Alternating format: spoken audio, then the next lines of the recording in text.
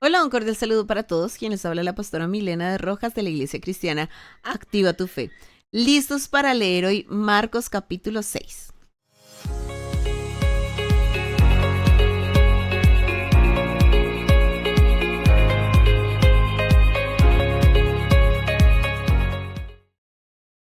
Espero que tengas lista tu Biblia, que tengas tu cuaderno y que tengas listo tu esfero para que puedas tomar nota del capítulo de hoy. Recuerda que nos puedes encontrar en YouTube como Pastora Milena de Rojas Marcos 6. Nos puedes encontrar en Facebook como Activa tu Fe Girardot Marcos 6. O nos puedes encontrar a través de la radio y de la televisión a esta misma hora y por este mismo canal. Vamos a orar. Señor, te damos gracias por tu palabra es viva y eficaz. Anhelamos conocerte, entenderte y obedecerte en el nombre de Jesús. Amén. Muy bien, hijitos de Dios, dice Jesús en Nazaret. Salió Jesús de allí y vino a su tierra y le seguían sus discípulos. Y llegado el día de reposo, comenzó a enseñar en la sinagoga y muchos oyéndole se admiraban y decían, ¿de dónde tiene estas cosas? ¿Y qué sabiduría es esta que les da? ¿Y estos milagros que por sus manos son hechos? ¿No es este el carpintero, hijo de María, hermano de Jacobo, de José, de Judas y de Simón? ¿No están también aquí con nosotros sus hermanas? Y se escandalizaban de él. Mas Jesús les decía, no hay profeta sin honra, sino en su propia tierra y entre sus parientes y en su casa. Y no pudo hacer allí ningún milagro, salvo que sanó a unos pocos enfermos, poniendo sobre ellos las manos, y estaba asombrado de la incredulidad de ellos, y recorría las aldeas de alrededor enseñando. Amén. Vamos a detenernos aquí en esta primera parte. ¿Y qué nos dice? Nos dice que Jesús vino a su tierra. Jesús vino a su tierrita, ¿sí? Como quien va a su pueblo o a su barrio o a su lugar natal, donde está rodeado de las personas que lo conocen, los vecinos, los amigos, las personas con las que creció allí en su infancia. Porque es que recordemos que Jesús no vino así como Superman cayendo del cielo y ¡pum! Cayó aquí en medio de la tierra. No es un extraterrestre que haya venido así del espacio y haya aterrizado en una nave espacial. No, Jesús nació del vientre de María y él creció y miren que estuvo rodeado de personas. Tuvo una infancia, una adolescencia, una juventud y está allí en su tierrita. Y viene con sus discípulos. Y resulta que Jesús en el día de reposo va y empieza a enseñar en la sinagoga, es decir, Jesús se levanta y empieza a predicar. Y vemos como en un principio todos están maravillados y dicen, ¡ay, no puede ser! Pero tanta sabiduría que tiene Jesús. ¡Ay, no puede ser! Pero ¿de dónde tiene él tantas cosas para enseñar, para decir? No, y tremendos los milagros que por sus manos son hechos. Es decir, mira que ellos sí sabían que Jesús tenía una gran sabiduría, ellos sí sabían que Jesús hacía milagros, pero por causa de la familiaridad, por ser tan familiares con Jesús, por causa de haberlo visto crecer, ellos no creían en Jesús. Es decir, pudo más la incredulidad en sus corazones que eh, la fe de las maravillas que estaban viendo en aquel momento. Escríbelo en tu cuaderno. Les ganó más la incredulidad en sus corazones que la fe de todas las maravillas que ellos estaban viendo con sus propios ojos. Es decir, prefirieron confiar más en la incredulidad de su corazón por la familiaridad que tenían con Jesús. Y aunque ellos sabían que él hacía grandes milagros, que tenía gran sabiduría, no le quisieron creer. ¿Cuáles fueron los argumentos de los cuales ellos se dejaron llenar? Ellos decían, ay, este no es el carpintero, este no es el hijo de María, es que acaso nosotros no hemos visto a sus hermanos. Y mire que yo conozco a sus hermanos son este y yo también conozco a sus hermanas, yo sé quiénes son sus hermanas, yo sé de qué familia viene, yo sé quién lo crió. Sí, así eran esas personas. Porque recordemos que José y María tienen a Jesús cuando María es virgen, pero ellos estaban casados, ellos tienen una familia, ellos tienen un hogar y por eso la Biblia nos dice que José y María tuvieron más hijitos, no era pecado, porque ellos estaban dentro del vínculo del matrimonio. cuando Jesús nació, efectivamente María era virgen, pero luego ellos tienen un matrimonio dentro de los límites establecidos por el Señor, dentro de un matrimonio normal, lleno de la bendición de Dios, y por eso tienen la bendición de tener más hijos. Ahora, aquí hay un detalle bien lindo de este pasaje, y es que nos dice que Jesús era carpintero. ¿A qué se dedicó Jesús durante todos esos años? Antes de comenzar el ministerio, antes de comenzar a predicar, él trabajó como carpintero. Y yo quiero leerte algo muy lindo que encontré de un comentarista bíblico llamado David Guzik, que dice las siguientes palabras y realmente a mí me conmovió, a mí me enterneció y por eso las quiero compartir hoy contigo. Dice lo siguiente: es maravilloso el pensar que nuestro Señor, de todas las profesiones de las que él pudo tomar, escogió la de un carpintero. Dios es un constructor y Él sabe cómo construir nuestras vidas y Él sabe cómo terminar el trabajo. Algunas cosas que Jesús aprendió siendo un carpintero. Él aprendió que hay mucho potencial en un tronco. Él aprendió que toma algo de tiempo y trabajo para hacer que algo se pueda utilizar. Él aprendió que las cosas más finas se hacen de la madera más dura. Tremendo, qué linda reflexión. A mí la verdad me impactó mucho, me gustó mucho y bueno, ya sabes cuál era la profesión de Jesús. Antes de comenzar el ministerio, él era carpintero. Y también me impacta muchísimo porque recuerda que a Jesús lo crucificaron, lo colgaron en una cruz de madera. Es decir, que Jesús conocía muy bien cómo había sido elaborada esa cruz, cuál era el material del cual estaba hecho. Es decir, para nosotros tal vez sería un trozo de madera, pero él sabía específicamente cuál era la calidad de la madera, a qué olía esa madera, cómo estaba hecha esa madera. Tremendo. Así que, bueno, creo que hoy has descubierto detalles muy lindos aquí en este pasaje de las Escrituras. Ahora, ¿qué pasó? Resulta que por causa de la familiaridad y la incredulidad que esas personas tenían, pues ellos no honraron a Jesús, no respetaron a Jesús, no le dieron el lugar a Jesús que Jesús merecía. Es como cuando las personas dicen, fulanito de tal es pastor. Ay, no, pero si yo lo vi crecer, usted lo viera como era de niño. Ay, usted viera a ese muchachito cómo se portaba allá en la casa y cómo se portaba con la mamá. Ay, ¿y ella es pastora? Ay, no, pero y con toda esa cantidad de defectos que tiene y con toda esa cantidad de características que tiene, como así que es pastora. No, nosotros la vimos crecer, si esa niña creció en el barrio con nosotros. Así estaban viendo a Jesús. Y por eso Jesús dice las siguientes palabras: no hay profeta sin honra, sino en su propia tierra y entre sus parientes y en su casa. Es decir, a veces es dentro de la misma familia, dentro de la misma casa, donde menos se valora el ministerio, donde menos se valora una persona que le sirve al Señor. Y por eso nosotros tenemos que aprender de este pasaje. Y cuando vemos dentro de nuestra familia, dentro de nuestra casa, a esa persona que de verdad le quiere servir al Señor, valorémosla, honrémosla. Y qué bonito que nosotros podamos decir, wow, qué bendición tener dentro de la familia a alguien que le quiere servir al Señor con todo su corazón, alguien que le quiere servir al Señor con todas sus fuerzas. Ahora, ¿qué pasó? ¿Qué pasó en este pasaje? Pues resulta que por causa de la incredulidad de esas personas, Jesús allí no hizo muchos milagros, hizo unos pocos milagros. Así que, ¿cuál es el obstáculo número 1 para que ocurran los milagros? La incredulidad. Escribe en tu cuaderno: el enemigo número 1 de los milagros es la incredulidad. Y escribe allí también, uno de los grandes enemigos de los milagros es la falta de honra. Mira, cuando una persona no honra a Jesús, y en este caso cuando una persona no honra a su pastor, cuando una persona no honra a su pastora, es una muestra clara de incredulidad, porque tal vez ya hay una familiaridad y no hay honra. O sea, podemos declararlo de esta manera o escribirlo de esta manera. Honrar es un acto de fe, y ese acto de fe es una plataforma para ver los milagros. La deshonra es un acto de incredulidad. Y esa incredulidad es una plataforma para que no ocurran milagros.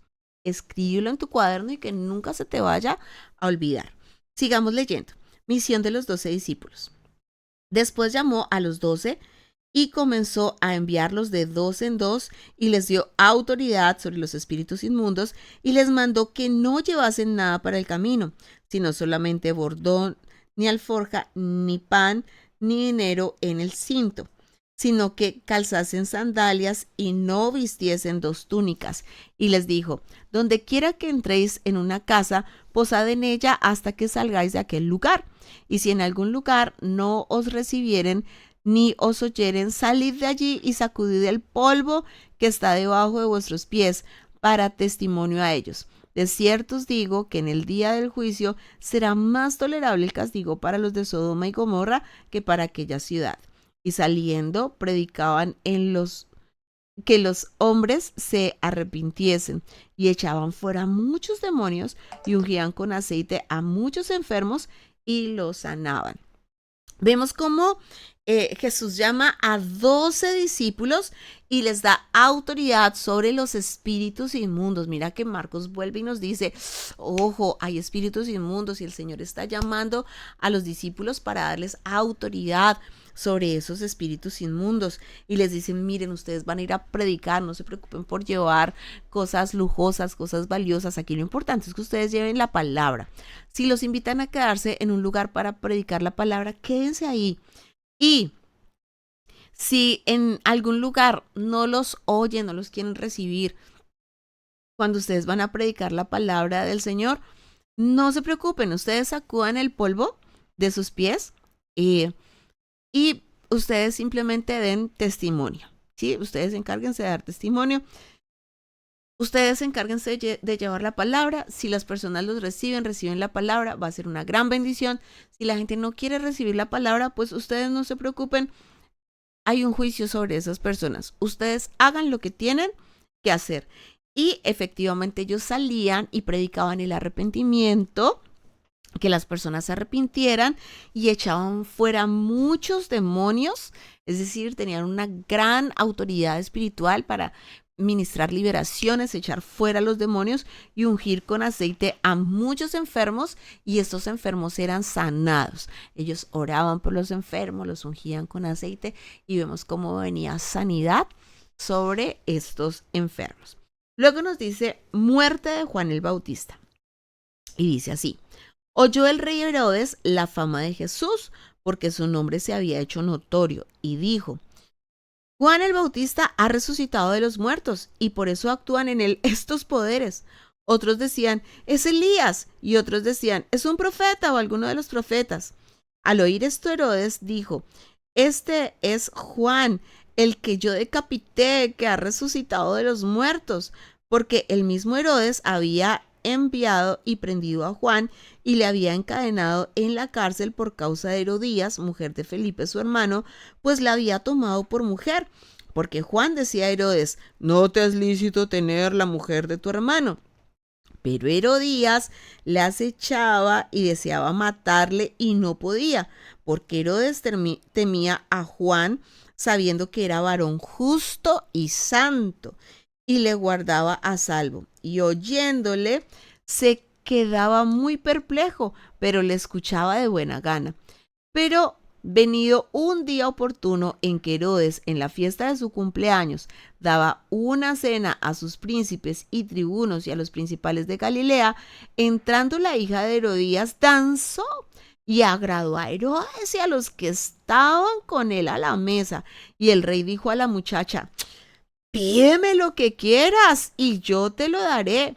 Y le juró: todo lo que me pidas te daré, hasta la mitad de mi reino. Saliendo ella, dijo a su madre: ¿qué pediré? Y ella le dijo: la cabeza de Juan el Bautista. Entonces ella entró prontamente al rey y pidió diciendo: quiero que ahora mismo me des en un plato la cabeza de Juan el Bautista. Y el rey se entristeció mucho, pero a causa del juramento y de los que estaban con él a la mesa, no quiso desecharla. Y enseguida el rey, enviando a uno de la guardia, mandó que fuese traída la cabeza de Juan. El guardia fue, le decapitó en la cárcel y trajo su cabeza en un plato y la dio a la muchacha, y la muchacha la dio a su madre. Cuando oyeron esto, sus discípulos vinieron y tomaron su cuerpo y lo pusieron en un sepulcro. Uy, tremendo este pasaje. Vemos cómo la fama de Jesús empieza a divulgarse por todas partes y Herodes está teniendo una confrontación en su mente, está teniendo un remordimiento de conciencia. Herodes no puede estar en paz porque Herodes dice, no, este es Juan el Bautista que decapité, este es Juan el Bautista, fue que Juan resucitó de los muertos. Es decir, Herodes pensaba que Jesús era Juan el Bautista que había, digamos que, reencarnado allí en Jesús. Pero pues no era Juan. Otros pensaban que Jesús era Elías, otros pensaban que Jesús era un profeta. Realmente las personas estaban diciendo, ¿quién es este Jesús? ¿Quién es este Jesús? Y habían muchos comentarios. Pero el más significativo en este pasaje era el comentario de Herodes. Herodes pensaba que era Juan porque lo había decapitado. Y pues Marcos nos narra qué fue lo que pasó, cómo así que Herodes decapitó a Juan. Y nos dice que Herodes escuchaba a Juan de buena gana. Es decir, a Herodes le gustaba escuchar las predicaciones de Juan el Bautista. Herodes sabía que Juan era un hombre justo y era santo delante de la presencia de Dios y él lo escuchaba de buena gana. Pero ¿qué era lo que no le gustaba a Herodes? Que Juan le declaraba claramente su pecado. ¿Y cuál era su pecado? Pues que Herodes había tomado por mujer a la mujer de su hermano, es decir, estaba en adulterio. Y nada más ni nada menos que con la mujer de su hermano. O sea, imagínense hasta dónde llegó Herodes, que tomó a la mujer de su hermano y estaba en adulterio. Y Juan no se quedó callado. Juan le dijo, Herodes, eso es adulterio. Juan le dijo, Herodes, eso es pecado delante de la presencia de Dios. Eso es adulterio. Tremendo Juan, ¿cierto? Para hablar así radical. Y qué bueno cuando nosotros también podemos hablar de manera radical y decimos, eso es pecado. No, mijito, eso es fornicación. Ay, es que estamos en unión libre. Mijito, eso es fornicación. Eso es fornicación y los fornicarios no van a ir al reino de los cielos. Entonces ustedes verán si siguen viviendo en fornicación. Ay, es que nos amamos, es que no es su mujer, no es su esposo, pero ay, nos amamos y entonces ahora vamos a formar un nuevo hogar. No, mijito, eso es adulterio, punto. Eso es adulterio. Así digan que se aman, así digan, ay, es que Dios nos dio una nueva oportunidad y entonces por eso nos volvimos a casar. No, mijito, eso es adulterio delante de la presencia de Dios y punto. Y entonces a Herodes, obviamente esto no le gustaba y a Herodías sí que menos. O sea, menos, imagínense, ahora ella era esposa de Herodes, o sea, ella estaba viviendo, mejor dicho, en lo máximo de la fama y de la gloria y con todos los privilegios y lujos. Entonces, pues ella no quería a Juan el Bautista. Entonces, ¿qué pasó? Resulta que Herodes estaba de cumpleaños. Ay, estaba de Happy Birthday to you. Y entonces en el cumpleaños entra la hija de Herodías, la sobrina, y entra danzando y haciendo una danza donde Herodes dijo, uy, no, mejor dicho, pídeme lo que quieras, que hasta la mitad del reino yo te voy a dar, o sea, lo que me pidas yo te lo voy a entregar. Y vemos como esta hija es muy influenciada por su mamá, porque va y le dice, ay mamá, ¿y qué voy a pedir? Y la mamá le dice, pídele la cabeza de Juan el Bautista. O sea, esta es nuestra oportunidad, pídele la cabeza de Juan el Bautista. Y entonces efectivamente la muchachita entra, le dice, dame la cabeza de Juan el Bautista en una bandeja de plata, le dan la cabeza de Juan el Bautista, es decir, uno de los guardas va a la cárcel, le corta la cabeza a Juan y le traen la cabeza de Juan a la muchacha. ¿Por qué? Pues porque Herodes se puso a hacer la propuesta públicamente, entonces pues ya le tocaba cumplir. Él se entristece, él sabe que estaba mal, pero igual lo mandó a decapitar.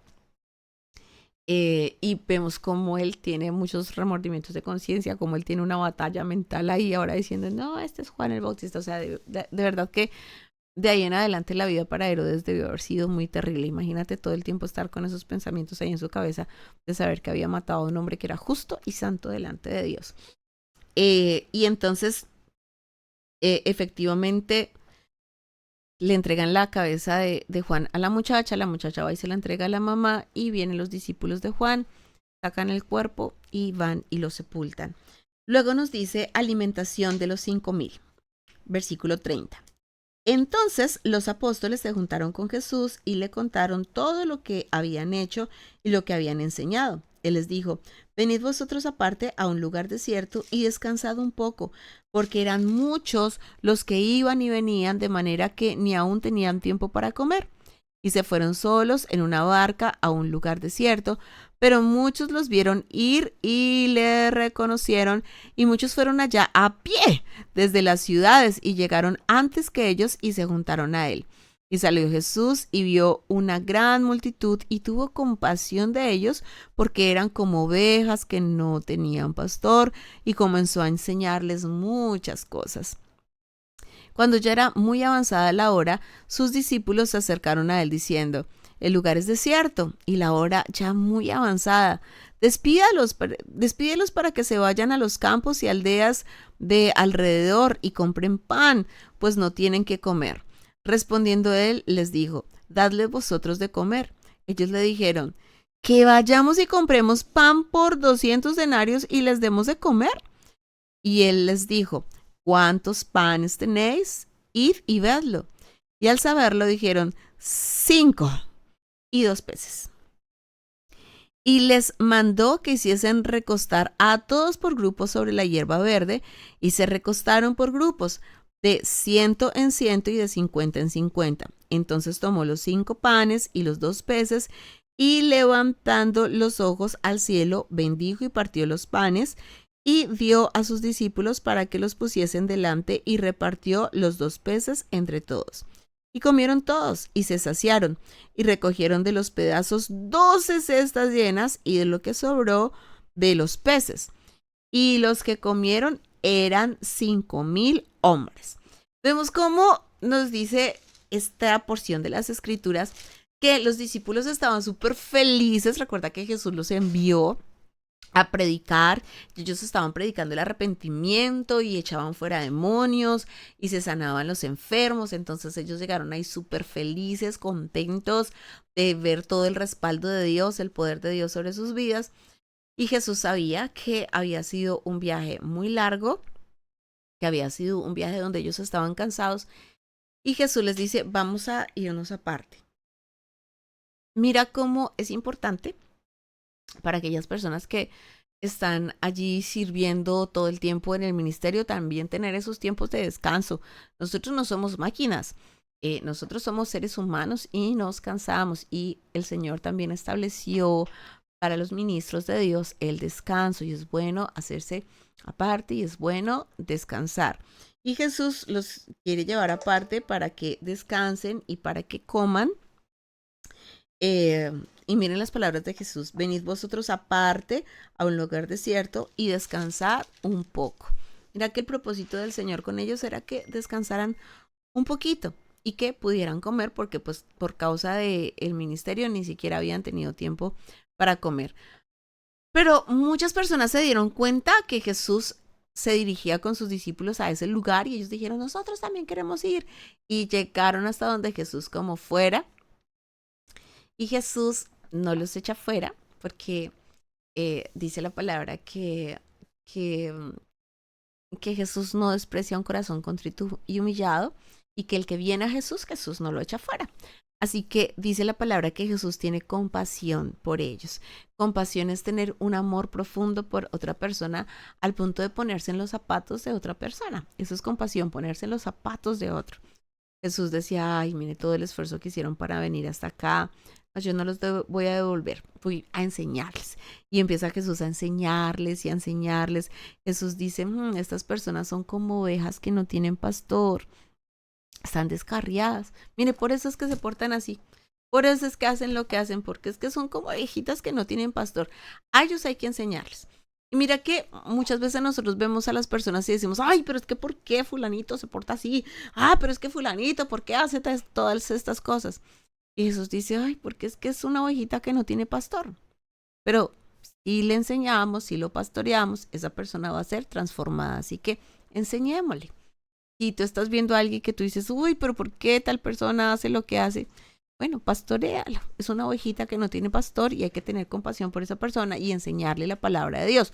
No para alcahuetearle el pecado, no, señores, para enseñarle la palabra de Dios. Entonces Jesús dice la palabra en el versículo 34 que Jesús comenzó a enseñarles muchas cosas. ¿Cuántas cosas les enseñó? Muchas cosas. Y entonces ya la hora estaba avanzada.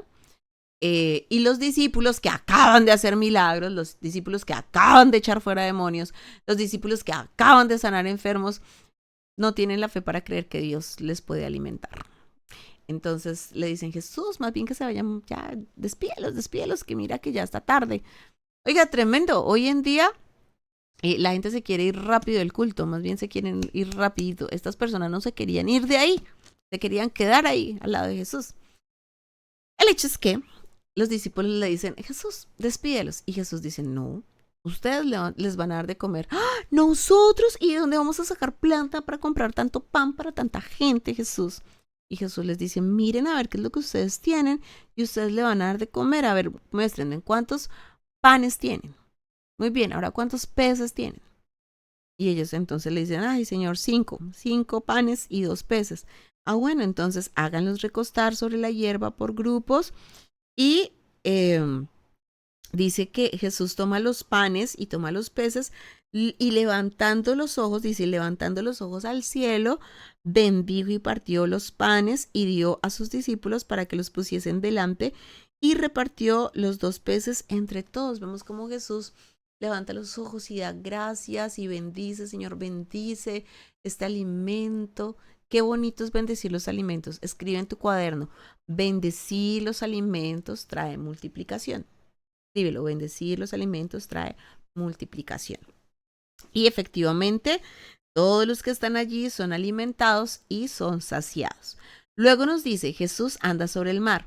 Enseguida hizo a sus discípulos entrar en la barca e ir delante de él a Betsaida, en la otra ribera, entre tanto que él despedía a la multitud. Y después que los hubo despedido, se fue al monte a orar. Y al venir la noche, la barca estaba en medio del mar, y él solo en tierra, y viéndoles remar con gran fatiga, porque el viento les era contrario, cerca de la 4ª vigilia de la noche, vino a ellos andando sobre el mar y quería adelantárseles. Viéndole ellos andar sobre el mar, pensaron que era un fantasma y gritaron, porque todos le veían y se turbaron, pero enseguida habló con ellos y les dijo, tened ánimo, yo soy, no temáis.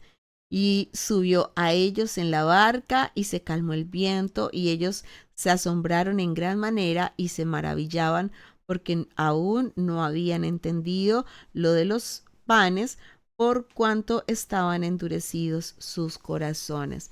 Mira cómo luego Jesús va, ellos van en la barca y la barca empieza a ser azotada porque el viento les era contrario, ellos tenían muchísimo susto, muchísimo miedo. Mira, cuando las cosas van mal, cuando, cuando las circunstancias son contrarias a lo que tú deseas, hacia donde tú te diriges, a lo que tú quieres, obviamente hay temor en el corazón. Y viene Jesús caminando sobre el mar y ellos piensan que es un fantasma. Imagínate, ellos ya han hecho milagros, ya han echado fuera demonios, ya han sanado enfermos, ya vieron la multiplicación de los panes, pero aún así, cuando ven a Jesús sobre el mar, ellos piensan que es un fantasma, se llenan de temor y ellos están gritando, un fantasma, un fantasma. ¿Y cuáles son las palabras de Jesús? Tengan ánimo, yo soy, no teman. Mira, aunque el viento sea contrario para ti, hoy activa tu fe. No tengas temor, que el Señor está contigo. El Señor es poderoso y el Señor quiere subirse a tu barca. El Señor quiere subirse a tu barca. Ahora, aquí nos dice algo bien interesante y es que el corazón de los discípulos estaba endurecido. Impresionante, mira cómo una persona, a pesar de hacer tantos milagros, o sea, ver milagros y hacer milagros en el nombre de Jesús, puede tener un corazón endurecido. Como a pesar de haber acabado de ayudar a tanta gente y todavía tienen un corazón endurecido, como son discípulos de Jesús y tienen un corazón endurecido. Y por eso Jesús, les permitió pasar por este momento donde el viento era contrario para que ellos pudieran poner su confianza en Jesús y activar su fe. Y este pasaje termina diciendo: Jesús sana a los enfermos en Genezaret. Terminada la travesía, vinieron a tierra de Genezaret y arribaron a la orilla. Y saliendo ellos de la barca, enseguida la gente le conoció. Y recorriendo toda la tierra de alrededor, comenzaron a traer de todas partes enfermos en lechos a donde oían que estaba.